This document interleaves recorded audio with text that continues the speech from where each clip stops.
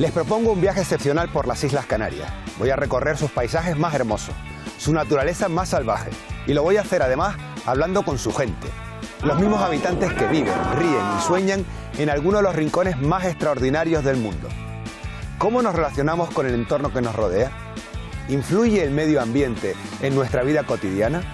Vamos a descubrirlo en Canarias al Natural.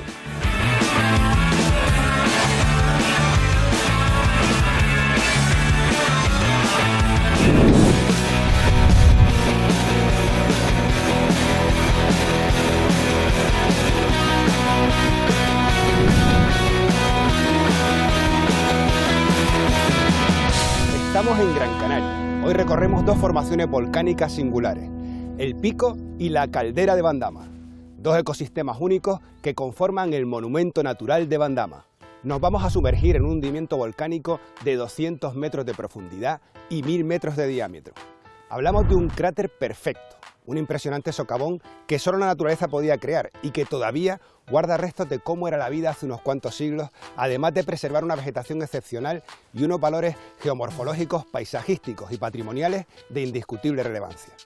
Partimos desde el Pico de Bandama, un mirador situado a 569 metros de altitud y desde el que podemos observar unas increíbles vistas tanto de la costa como del centro montañoso de la isla.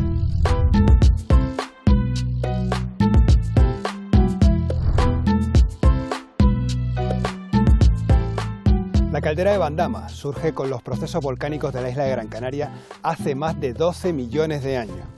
Aunque su hundimiento y por tanto su aspecto actual se originó hace unos 4 o 5 mil años aproximadamente. Podemos bordearla a pie o ir también caminando hasta sus profundidades.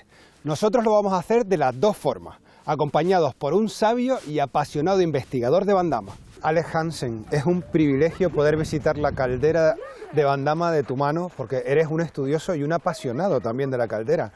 Bueno, Carlos, los años nos han llevado sin que nosotros lo pensáramos previamente, sí, así es. Cuéntame un poco cuál es el plan que tenemos. Estamos ahora mismo en el mirador, ¿no? La parte más alta, sí, digamos. Estamos detrás del caserío de Bandama, de las casas de Bandama, y aquí se me ocurrió hacer este mirador en lo que era un terreno agrícola que llamaban Los Cuartos, porque estaba dividido en cuatro partes, justo detrás del caserío, para que pueda servir como un lugar de encuentro, tanto a la subida como a la bajada, a los diferentes grupos de caminantes que vienen a visitar la caldera. Perfecto, pues yo te sigo y si dime parece, tú hacia dónde vamos vamos. a iniciar el descenso. Vamos a hacer un descenso de unos 217 metros hasta el fondo de la caldera. Estamos sobre los 420 metros ahora. Vamos a bajar a los 218. ¿Por ahí? ¿Te sigo entonces? Sí, por ahí. Vamos adelante. por ahí. Venga. Alex, estamos ya entrando en la caldera y quizá me gustaría para empezar que le explicáramos un poco a la gente que nos ve qué es la caldera, porque tenemos la sensación de que esto es un cráter. Pero creo que no, que es un hundimiento. Bueno, la caldera en realidad es parte de un volcán, porque aquí tenemos caldera aquí y pico aquí, y ambas cosas son el mismo volcán. Ajá. Es un volcán doble que se fue generando hace unos 2000 años aproximadamente, cuando comenzó la erupción. Eso con el tiempo hace que, por tanto, se evacúe una gran cantidad de roca del subsuelo, se vacíe la burbuja magmática que está dando lugar a estas dos bocas eruptivas en superficie. Pero mientras la boca norte no encuentra agua y va constituyendo un cono volcánico normal, común y corriente, en este caso nos encontramos con que el encuentro con el agua origina mayor explosividad. Eso va haciendo que, como quien dice, la tapa de la olla vaya saltando por el aire y se va acumulando en el borde, sobre el lomo, en lo que va a ser actualmente el borde de la caldera. Seguimos bajando la caldera, Alex, si te parece. Muy bien. Y conociendo un poco más. Sí, cómo no. Esta es una roca fantástica, porque esta es una roca que es una especie de hormigón. Está constituida por la ceniza volcánica, que es la materia más fina, ¿sí?, que nos parece un cemento, que se encuentra entre toda esa cantidad de bloques de roca angulosos y de diferentes tamaños y naturalezas que constituyen el grueso de la roca. Bueno, pues seguimos caminando, si quieres, caminando.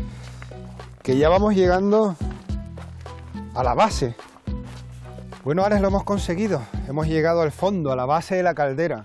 Y te digo una cosa, entiendo lo que me contabas de que las primeras figuras de la ciencia se hayan quedado, desde luego, enganchados y hayan querido investigar este entorno, porque es impresionante. Bueno, pues sí, aquí estamos en el fondo. Ya sabes que este fue un fondo inundable también de agua. Cuando llovía se formaba una laguna.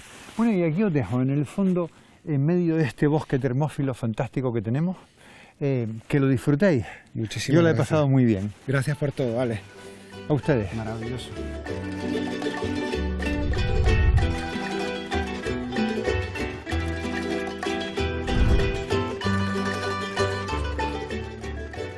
La caldera de Bandama es monumento natural de interés geológico y un área protegida de especial sensibilidad ambiental que está sometida a un fuerte hostigamiento de la población.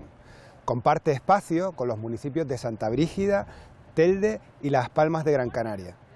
Estamos pues ante una delgada línea roja, el mejor ejemplo de ese tipo de relación que se puede establecer entre un ecosistema de altísimo valor científico y ecológico y la presión que ejerce un gran número de personas viviendo alrededor. Emma Pérez, geógrafa, muchísimas gracias por acompañarnos esta mañana en este recorrido que estamos haciendo por lo que es la caldera de Bandama y el pico, que es donde estamos en concreto ahora mismo, y ya se nota cómo estamos en un espacio natural protegido, en un monumento natural, pero al mismo tiempo la presión de la cantidad de casas que hay en el entorno. Y efectivamente, en este espacio podemos ver el valor de la protección, porque a veces decimos, bueno, se protege de manera pasiva, es poner una raya en un mapa, pero la raya está pintada en el territorio. De repente no hay casas, y eso no es casualidad. Es una decisión que colectivamente se tomó con la Ley de Espacios Naturales de Canarias en 1987 y que gracias a eso hoy podemos tener pues el 40% de la superficie del archipiélago protegida. ¿Y cómo se explica a ese núcleo poblacional y a las personas que viven en el área que hay zonas que hay que cuidar, que hay que proteger y que de hecho están protegidas? ¿Cómo se llega un poco a esos acuerdos? Yo creo que porque en su momento hubo personas que fueron capaces de demostrar el valor que tenía el pico y la caldera de Bandama, por ejemplo, que es un valor geológico muy alto, un valor científico, valor didáctico, al mismo tiempo hay valor biogeográfico, valor arqueológico, porque hay yacimientos, y alguien supo expresar y convencer a quienes tomaban las decisiones para que eso fuera así, porque esta isla y en otras también la presión inmobiliaria ha sido muy importante y más aquí que es un espacio privilegiado, realmente bueno, con unas condiciones ambientales muy agradables para vivir, aunque hace un poquito de fresco en invierno. Emma, en esta zona en concreto, yo recuerdo desde pequeñito que hay horas en las que de repente todo se llena, sí. Se llena de guaguas, de coches. No sé si está lo suficientemente especificado en el área que estás caminando y estás visitando una zona protegida. Yo sé que el Cabildo tiene varios proyectos ahora mismo sobre este espacio porque es el órgano gestor y la idea es limitar el tráfico y en el caserío crear un centro de interpretación y ordenar un poco las visitas. ¿Cuáles son los retos, Emma, tú como geógrafa, a los que se enfrenta este espacio? Conseguir que cuando la gente salga de aquí sepa cómo se ha formado el pico, cómo se ha formado la caldera, qué valores tienen. Y luego en el paisaje protegido, pues ahí sí hay tensión entre áreas en las que se quiere continuar edificando. Hay un problema serio de movilidad en la carretera que llamamos del centro, el acceso desde la ciudad al centro de la isla pasa por un área urbana que es un peligro. Entonces, ¿qué se puede hacer? Nos saturamos, pues crear un sistema de movilidad diferente en el que la movilidad basada en el transporte público tenga más importancia que el transporte privado. Emma, bueno, muchísimas gracias por habernos acompañado, por toda esa valiosísima información y por ese trabajo que se hace a fin de cuentas para proteger y cuidarnos.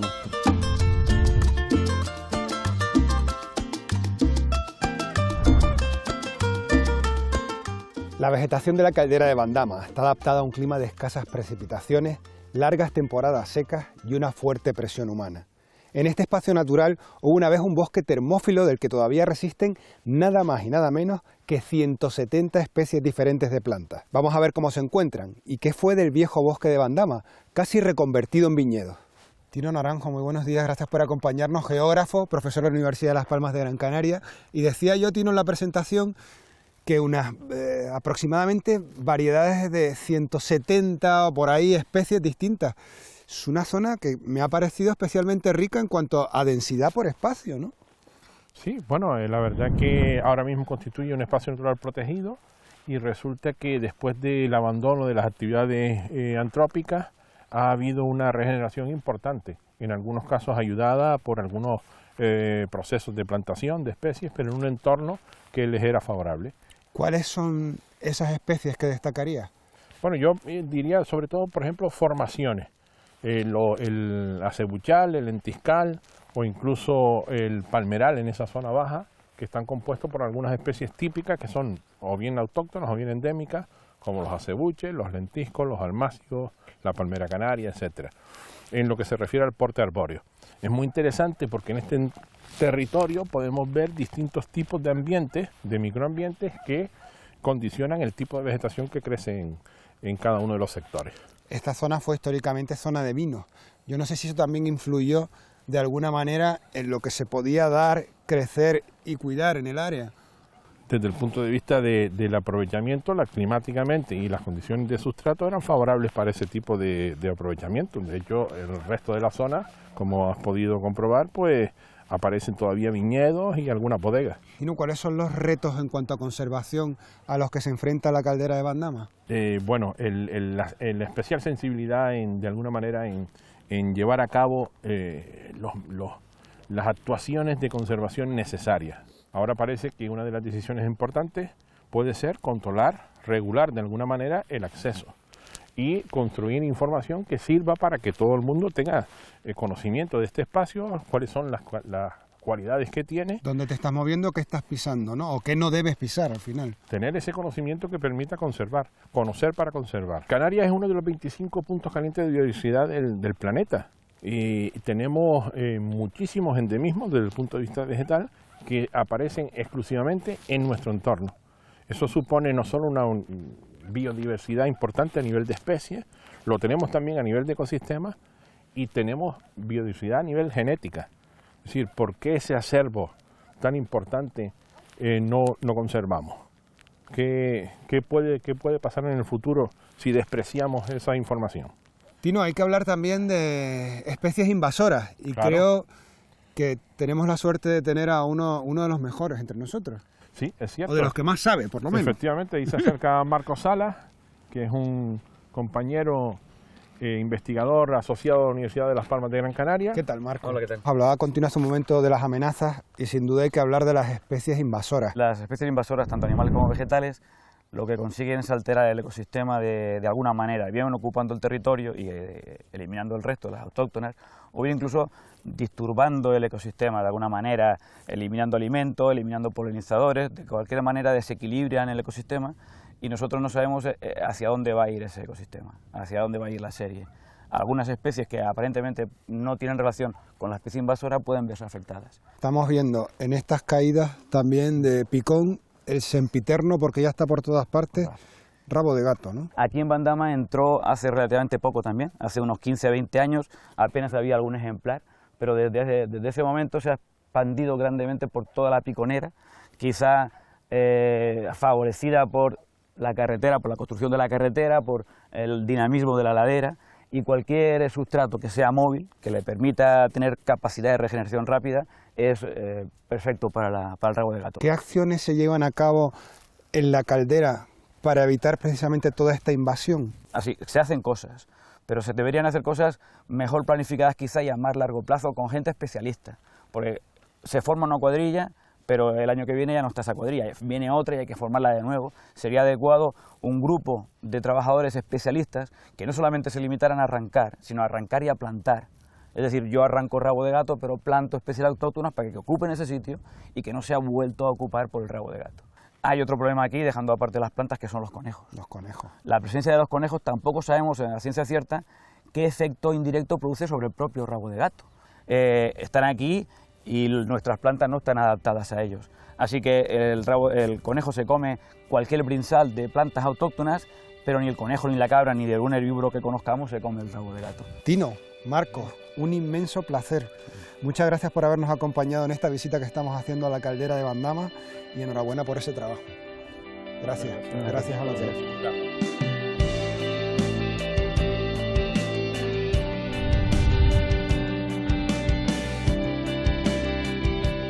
La caldera de Bandama es un espacio natural extremadamente sensible. ¿Qué se está haciendo para proteger un área que recibe 300.000 visitantes al año?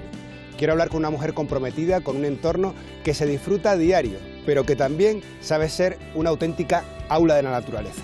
Ana Ramos, muy buenos días. Eres la gestora de este monumento natural de Bandama y estamos recorriendo el camino del borde de la caldera, que por cierto es de una belleza excepcional. Qué bonito, Ana. En este camino perimetral externo se puede ir observando tanto el interior de la caldera, pero también se puede ir viendo todo este paisaje exterior, hacia los hoyos, hacia las palmas, luego hacia el barranco de las goteras y luego cuando vamos remontando hacia el campo de golf se ve los días despejado toda la cumbre con el fondo azul y es la verdad que sí, paisajísticamente es muy bonito. Ana, en el recorrido nos hemos cruzado con un montón de senderistas. ¿Cuántas personas visitan aproximadamente al año este parque, esta zona natural? Pues el cálculo son unas 400.000 personas al año. 400.000 personas. Si bien la mayoría no hace los senderos, sino que la mayoría lo que hace es subir al pico, con coche o con guagua, bajarse, hacerse una foto, estar un poquito y ya se va del monumento natural.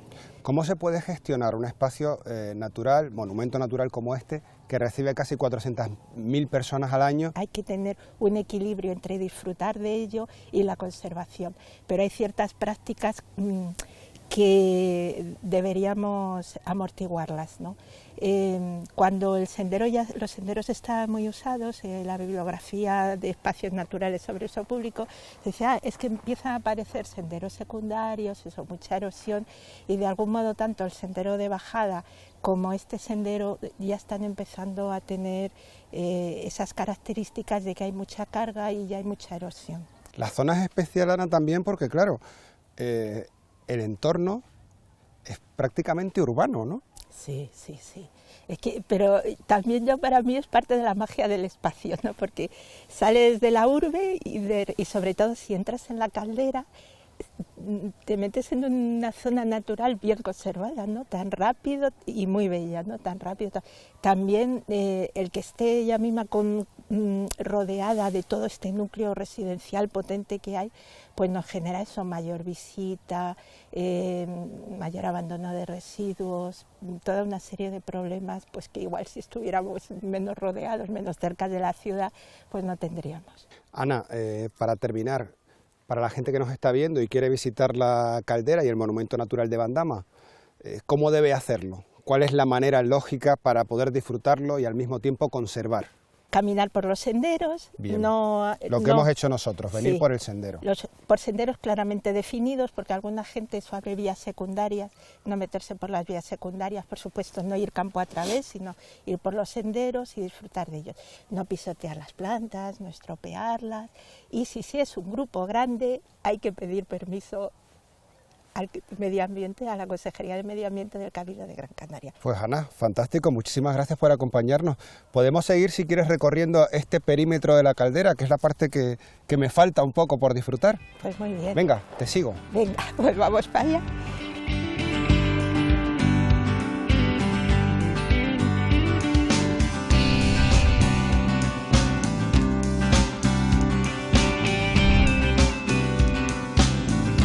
Fue allá por el siglo XVI cuando Daniel Van Damme compró la caldera de Bandama para cultivar la viña. Una tradición que se ha mantenido durante siglos. Hoy vamos a visitar a una de esas familias que aún sigue conservando esa tradición y plantando viñedos. Cristina Millán, muchísimas gracias por acompañarnos aquí en tus viñedos. Sí. Tú eres ingeniera agrónoma y eres quinta generación de una familia dedicada históricamente al cultivo de la viña. Sí. Vaya responsabilidad. La verdad que sí, pero lo hago con pasión, me gusta el campo, siempre tenía claro que quería estudiar eso y nada, y aquí estamos en la lucha. En la lucha además porque creo, Cristina, que están en un proceso precisamente para convertir todos estos viñedos y por consiguiente el vino que se produce en ecológico. Sí, desde el 2017 retomo yo el cultivo. Y decido cambiar el cultivo tradicional a ecológico, por eso esta hierba y demás. Pero es que al final, si trabajamos mejor el terreno, repercute en mejor calidad en los vinos, ¿no? No quiero utilizar veneno. Estamos encima también, pues también con el estercolado y demás, ¿no? Aquí hay más de 4.500 parras y este año, por ejemplo, se hizo hoyo a hoyo y se puso estiércol de vaca para tener materia orgánica. Si tenemos más materia orgánica, la planta te da más racimo y más calidad. ¿Qué es lo que tiene la zona de la caldera de Bandama, del Monte Lentiscal, para que sea históricamente la zona de vinos en Gran Canaria? Sí, el volcán, el Pico de Bandama está justo aquí detrás, estamos como en las faldas del volcán y nada, cuando erupcionó hace 2000 años, cayó pues toda la ceniza, todo el picón, y esto es una característica principal también. Después repercute en la calidad del vino, son vinos minerales, y aquí están fijos los alisios, una humedad que también influye luego en la calidad del vino. O sea, lo importante aquí es el terreno y el tiempo, ¿no? Luego en lo que te vas a tomar. Y unas parras también, Cristina, que se salvaron de esa epidemia de filosera que arrasó con Europa. Aquí nunca llegó. En Canarias, afortunadamente, tenemos, yo creo que de las parras sanas y más antiguas de todo el continente, ¿no? Sí, aquí estamos exentos, nunca ha llegado a Canarias la filoxera, y entonces pues es una peculiaridad de Canarias, que son todas variedades, además lo que tenemos aquí plantado son autóctonas de Canarias. Y ¿cuáles son esas variedades? Listán negro, negramol, malvasía, moscatel y listán blanca. Eso es lo que hay en esta finca, y todos plantados con pie franco, es decir, no hay que injertar porque no está la filoxera en el suelo. Entonces esa es una peculiaridad importante que hay que resaltar, ¿no? Somos unos afortunados. Hablábamos antes de quinta generación dedicada al vino, pero yo no sé si sigue todavía siendo la zona y la producción lo suficiente para mantener, digamos, un nombre, un prestigio, como ha sido así durante los siglos. A ver, ha ido disminuyendo. Esto antes eran 25 hectáreas, lo que llevaba mi tatarabuelo. Y nada, aquí cada vez son las parcelas más pequeñas. De 25 hectáreas hemos pasado a 5 hectáreas, incluidas las casas, 2,5 hectáreas de cultivo de viña. Entonces la producción es bastante más pequeña, pero bueno, yo creo que ganamos en diferenciarnos un poquito más, con que somos ecológicos, con más calidad que antaño. ¿Cómo es un poco la vida a los pies del volcán? ¿Cómo es la vida en la zona? Pues nada, yo me he criado aquí, he nacido aquí, y mi pasión sigue siendo vivir aquí, o sea que eso es buena señal, aunque sea duro, es muy bonito el campo, las parras, la uva y el vino. Y que no se pierda, Cristina. Que no se pierda. Muchísimas gracias por todo. Gracias. Y enhorabuena por ese trabajo, además en ruta hacia lo ecológico, que es un poco también lo que defendemos en el programa. Gracias. Gracias a ustedes.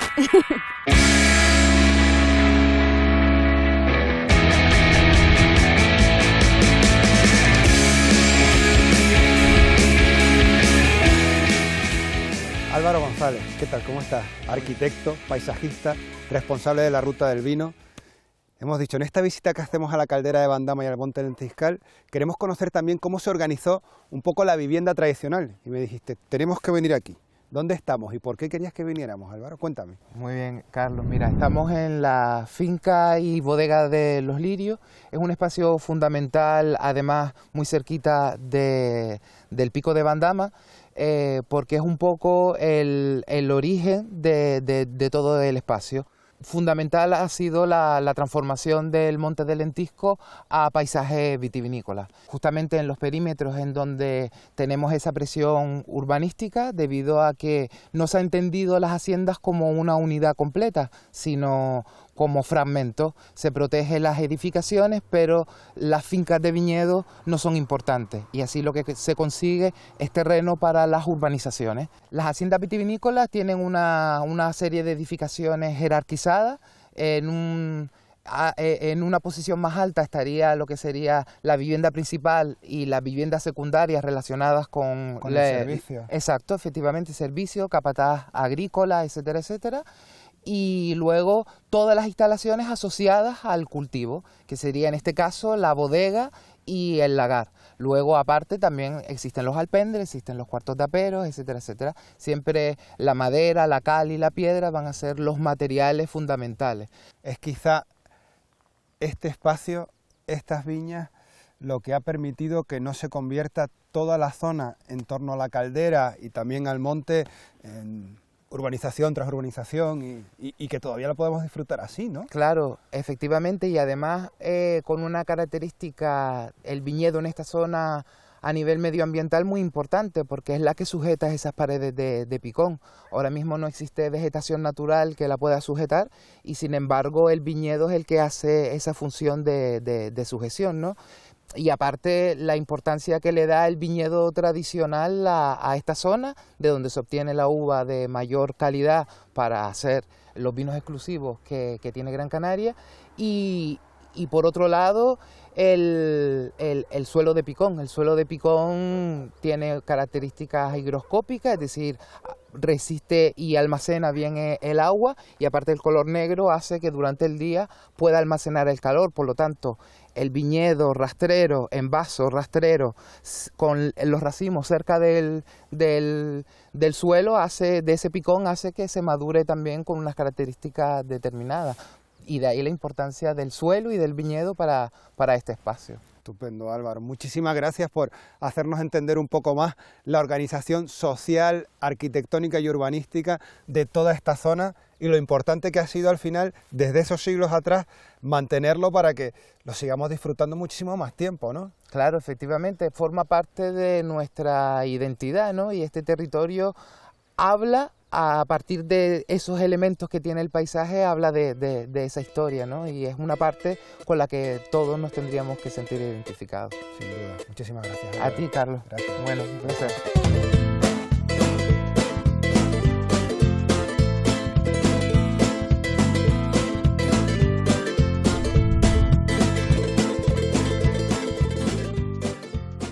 Don Agustín, Diga. no queríamos despedir esta visita que hemos hecho a la caldera de Bandama sin conocerle, porque usted, Agustín, es uno de esos personajes asociados desde que era un niño a la caldera de Bandama. Es el último habitante, podemos decir, que sigue todavía vivo de la caldera de Bandama, ¿no? Por hoy sí. Una historia que empezó, yo creo que ya desde los antiguos aborígenes que vivían ahí en ese asentamiento del Canario hasta ahora, porque usted sigue bajando todos los días. Sí, señor, todos los días. Y de las 5 de la mañana. ¿Y por qué sigue bajando, Agustín? Porque me gusta ahí. ¿Le gusta estar allí? Sí, señor. Antes estaba uno, aquello era una finca, hoy no es nada. Hoy la tienen abandonada. Claro, pero usted y su familia arrendaron esa finca. Arrendaron esa finca y después compraron allí 7 fanegas y pico. Un cacho bueno de parras, que habían parras de vino y abajo hay agares y todo. Lo que pasa, claro, que al ser una zona tan complicada, fíjese, a mí trabajar la tierra ya es duro, pero lo que más me cuesta imaginar es cómo subían todo ese producto después. Con bestias. Con burros. Y caballos. Agustín, en torno a los 90 y pico años, y me ha dicho usted que baja a las 5 de la mañana al fondo de la caldera. Sí. Eso es de noche, y yo no he visto ahí luz ni nada. ¿Cómo se organiza usted esa caminata para que no le pase nada? Aprendiendo a caminar. Aprendiendo a caminar va casi al tacto. Claro, mantenido. Y ahí yo conozco el camino y los pasos, sé a dónde tengo que agarrarme. Ese último oasis natural que queda sin construir, ese paraíso cerca de la ciudad, pero todavía como era hace tantos años, que se mantenga muchos siglos más, y que nosotros podamos visitarlo. Muchísimas gracias, Agustín, por haber estado con nosotros y cuídese. Nos vemos en el próximo Canarias al Natural. ¡Salud!